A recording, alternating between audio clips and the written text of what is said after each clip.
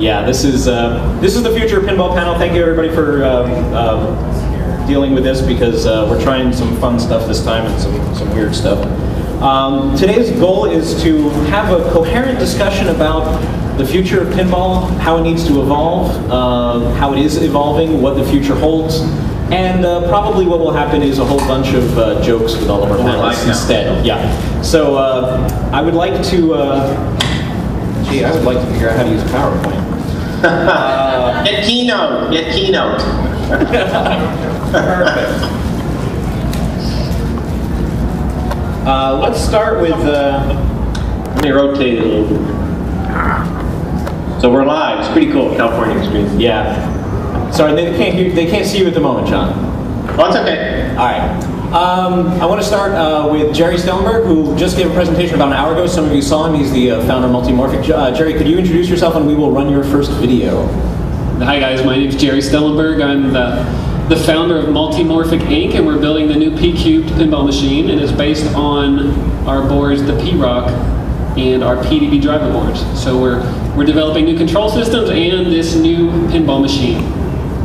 We have a video of the P3 in action, which will hopefully play now. If you want to annotate this, tell people what they're seeing. Yeah, so this is a demonstration mode just showing some of the virtual interactions that we built into a physical pinball machine. It's the game Asteroid. The physical pinball is actually destroying the virtual asteroids floating around the screen. And we use those drop targets up in the top half of the screen to isolate the play just to that monitor. I have a question. How do you sense the ball? Infrared reading. Started that panel.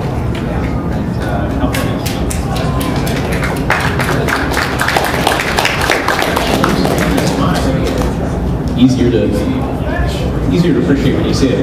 Next we have Ben Heckendorn, affectionately known to the internet as Ben Heck.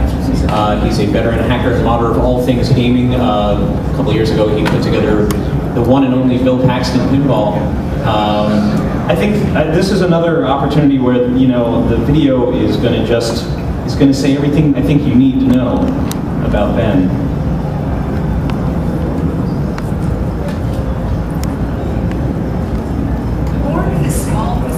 Village, the same year the 6502 processor came out, Benjamin J. Heckendorn enjoyed electronics even at an early age. His first notable works were video game system mods of all shapes and sizes. But upon becoming bored with those, he set his sights on something far more difficult: pinball, starting with a machine based off the finest actor known to man, Bill Paxton. Bill Paxton Pinball started life as a custom DMD display, which, for some reason, was built with 64 hand-wired shift registers.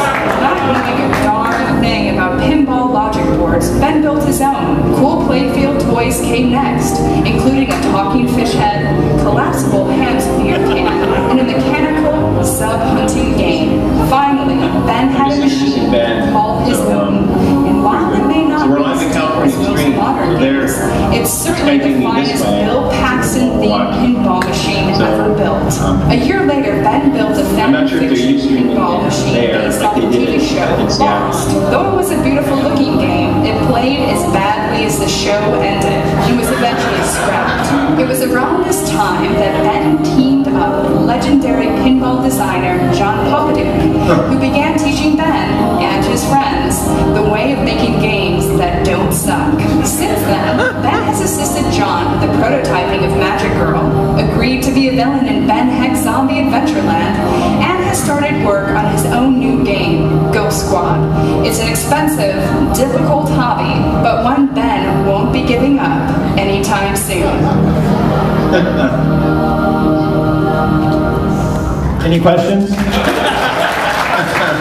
want a copy of that. Yeah, is there anything you need to add to that, Ben? No, I'm going to leave now. Bye.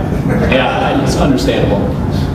It makes sense to go right into John Popaduke, who is, of course, from, let's see, I'm desperately trying to get you on the screen, John, sorry.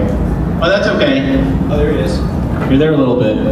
And we'll make you full screen once we're done these intro bits. But do you want to introduce yourself to the crowd? Let them know who you are, in case they, for some reason, do not.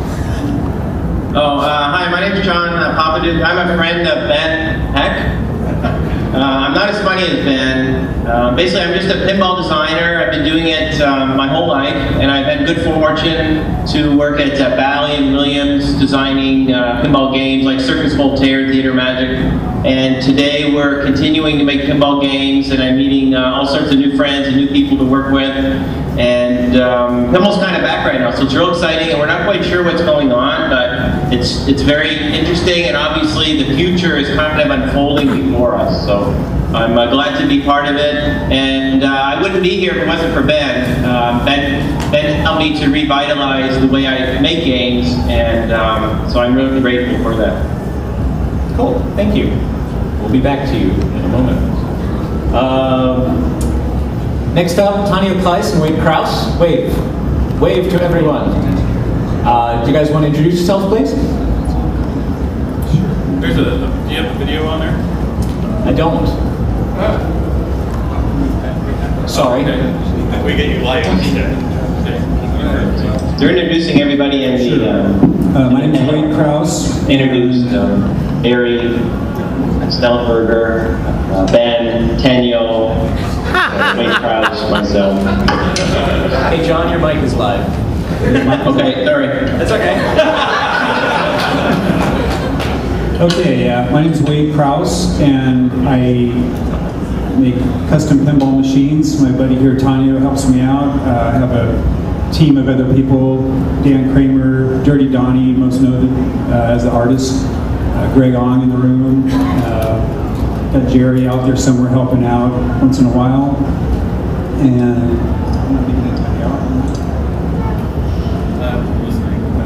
well, I'm going to pass the mic to Tanya.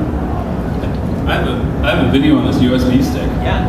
It says it's Wade Kraus and Tanya Kleiss something something something. Not the one with the serial number on it. I mean the social security number on it. I'm Tanya Kleiss, and I help make pinball machines also. We mostly worked on, well, so far I've worked on customizations of pinball machines with Wade. We did the Metallica pinball machine and the Beatniks pinball machine. Wade also has done helicopters and a number of others. I primarily have done programming and sound and some electronics. Wade does all the hard work. And is there anything up there yet? Getting there. All right.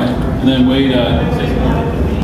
We have a video coming up, so we have video if you're ready. all right, let's do it.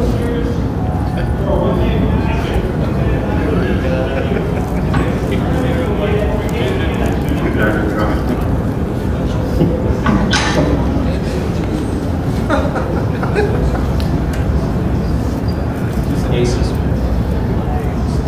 So when we first designed John Popchick's head, That's an innovative new playfield toy, isn't it?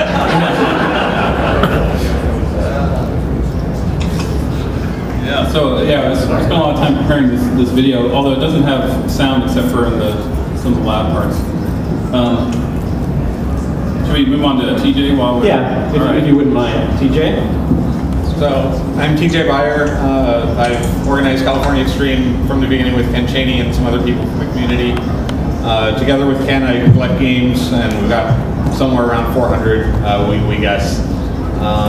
We created the Addams family with the Prop Cycle bicycle, where you generate your flipper power, the Whirlwind with the giant blower, the giant Panic Park with accessories for the tournament, trying to make games more fun and challenging. I collect games. I've been in the industry for 20 years, working with manufacturers, working with large operators. Pretty much everything I do is game related. We're finally ready for Tanya and Wade's video. Thank you, TJ.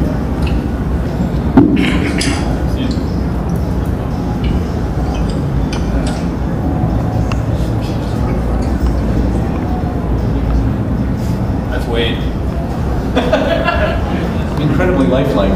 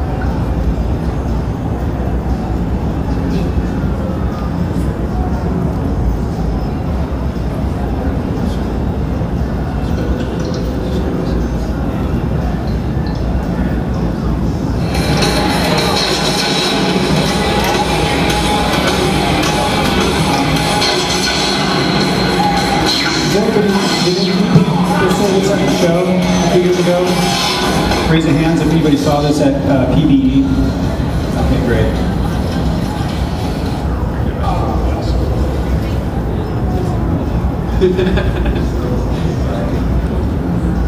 Okay, this is, after we did the Metallica one, this was another commission by James Hetfield for his car club, and this was the Beatniks Coolsville.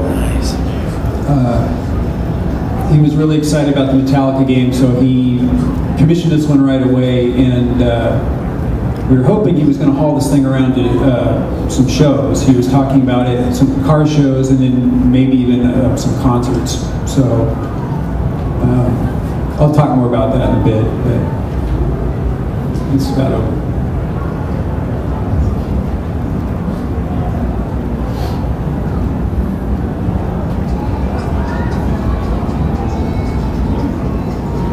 Crank it up.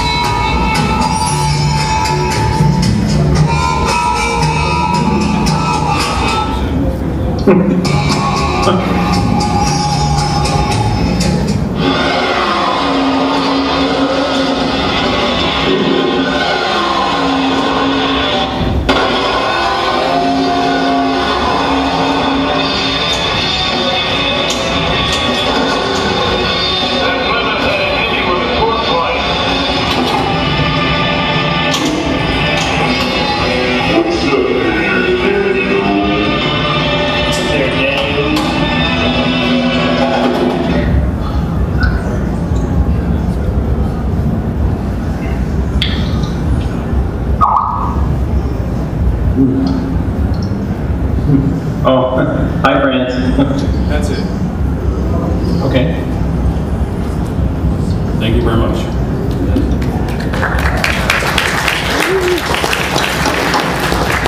One more person to introduce, which is Neil. Could you go ahead while I'm going to swap in your video? You can skip my video if you like. Who's that? Yeah, can we, for time, do you mind? Is that okay? Please introduce yourself, though, for people who maybe didn't see it. Oh, by the way, I'm Neil Sorens, creative director at Zen Studios, and we do pinball effects and Zen Pinball, Marvel Pinball on various consoles and mobile platforms. So everybody's been called here because they do a different, everybody's got a different way of interpreting the present and the future pinball. John, you are now live and everybody can see you.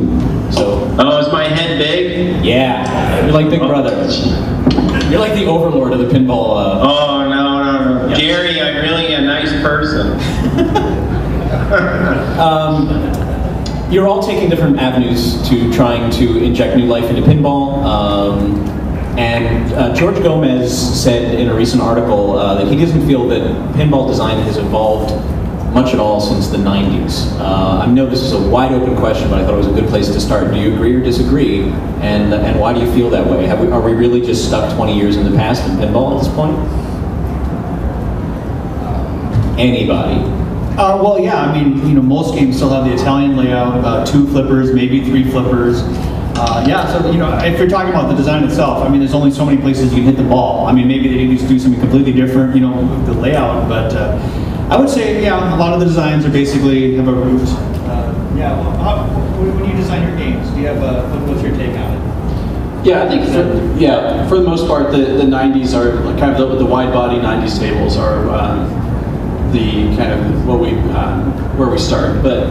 I think there's just not a big demand for change. A lot of people who are pinball fans are not they're not looking forward. They're kind of looking at my favorite tables are X, Y, and Z from these years, and so it's kind of like the Rolling Stones. They don't drastically change their music when they put an album out because people expect them to put out something, and so they stick with it. I agree that nothing's changed that much in the last 20, 30 years. I think I mentioned earlier in the seminar that really all that we've seen change is the displays. We've gone from alphanumerics to DMDs, and now we're talking about LCDs. But I don't agree that that means that people aren't interested in new technology in pinball. I think there's a lot we can gain from adding innovations to pinball, and I think that we can bring in a lot more excitement. John Pomaduke would very much like to speak at this point. I think too, just because I'm a little older, I've kind of lived through these different phases of pinball. This is the third cycle. Pinball goes up and down in about 7-year cycles. I think also you have to put it in a context that, like, what the future was in the 80s, because we had all these same discussions at Bally's in the 80s and in the 90s. At Williams, we had LCD games, we had LCDs in the playfield, we had all sorts of stuff, and none of it ever went into production because it didn't fit. It wasn't time to shift the paradigm yet. And I think the pinball today is very much like the 90s, because what was done in the 90s or the late 80s defined pinball for that time. So really what needs to happen is what's going to redefine it for kind of the next time, and to see what people come up with. But pinball was so well done in the 90s, and I don't mean my games, even in the 80s, like Pinball and a lot of these games, they're just really well-made games, and so and I love the Italian bottom. I mean, it's just, you know, I think it's good. So I think you have to kind of put it in a context, and then also George is kind of correct. Nothing has really changed much, but what's going to make it better for people, because pinball's not popular anymore. It's popular on the computer, but it's not in the public eye anymore like it used to be. It's kind of gone underground now. Pinball's kind of underground. Well, you mentioned a 7-year cycle. Do you think pinball, is it a generational thing, or is it just that is it a matter of exposure? Like no, it's tied, and then this is just my opinion. Two things: if you study the Kondrativ waves, so everybody go home tonight, study the work of the Russian economist Kondrativ, and you'll find these waves that go up and down every 50 years, and then within that kind of pinball fits. But you know, pinball came out of the Depression in the 30s. Right now we have bad economic times also in the world, and pinball's very popular, and then it kind of switches over. So right now we're probably the second or third year on the way up, and then eventually it'll peak, and then it's going to bottom out again. So it just depends where you are. So, you know, those making pinball need to get them sold now, because they're not going to have any customers 5 years from now, because the market's all Does it make sense to you guys? So for me, it's my third cycle, so I understand it a little more now. The first one was hard to take because, you know, we still want to make pinball, but there was no business. Well, John, I mean, you had to admit though, right now it's on the way up. You know, Stern is still making 3 games a year. Jack's making his games. There's 100 Predator games being made in Michigan. You're making games. He can now see you. You know, I'm just saying, I think there's room for optimism right now. We should be optimistic at this time. No, I'm very optimistic. I'm the most optimistic guy in my room right now. But I think the point is, I think there's a business model that underlies this. I think Gary Stern, he probably understands it the best, because he's been through many of these cycles. His father, his family has been in the business a long time, and I think Gary understands absolutely the cycles, and he's been a survivor of all of the cycles. And he knows you got to get in when it's busy, and then when it's not busy, you kind of turn the light off for a while and work on kind of secret stuff. But no, I'm absolutely optimistic. I think it's a great time for pinball. I think it's changing into something new, and we'll kind of see what that new is going to be, because everybody has a different idea of what that new, you know, needs to be.